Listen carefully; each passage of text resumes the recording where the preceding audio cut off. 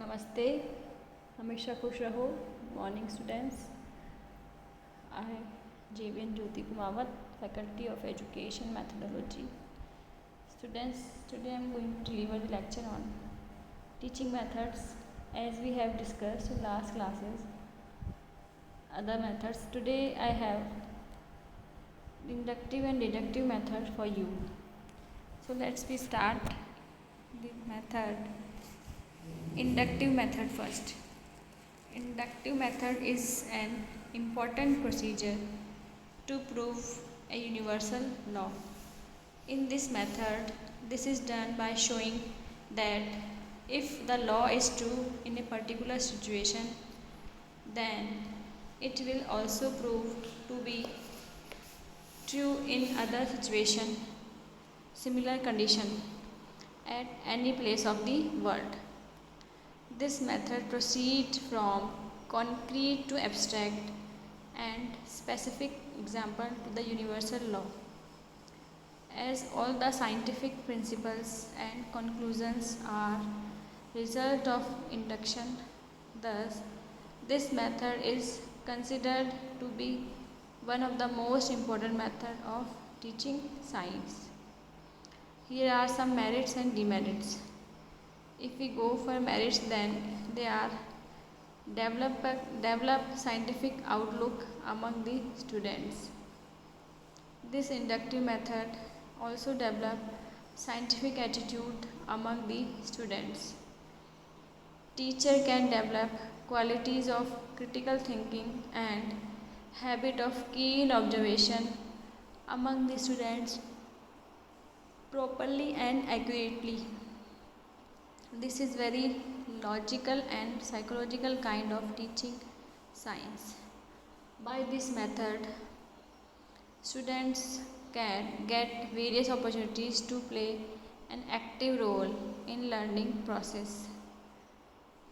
These were some merits. Now we go for the demerits. This method has certain limitations, some of which are as follows. The result or conclusion drawn from such method are not found to be final in case where the amount of data is very large in number. All the topics of science cannot be dealt with this method properly. This method can only be used when teacher have much time for teaching process. So inductive method also have some demerits. Now we go for the another method, deductive method. This method is just opposite of inductive method. In this method, facts are being deducted by application of established formula or experimentation.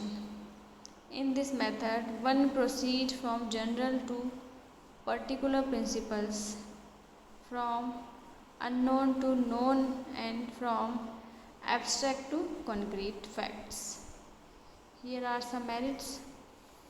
This method has following merits like as students of lower classes are being provided with established scientific principle, thus this method can prove to be effective for them.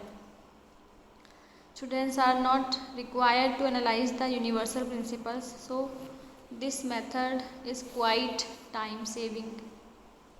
Teachers find themselves in a comfortable and secure position as they have fewer burden. Through this method, a teacher can cover the lengthy syllabus of class in shortest period of time. Now here demerits. This method suffer from following demerits.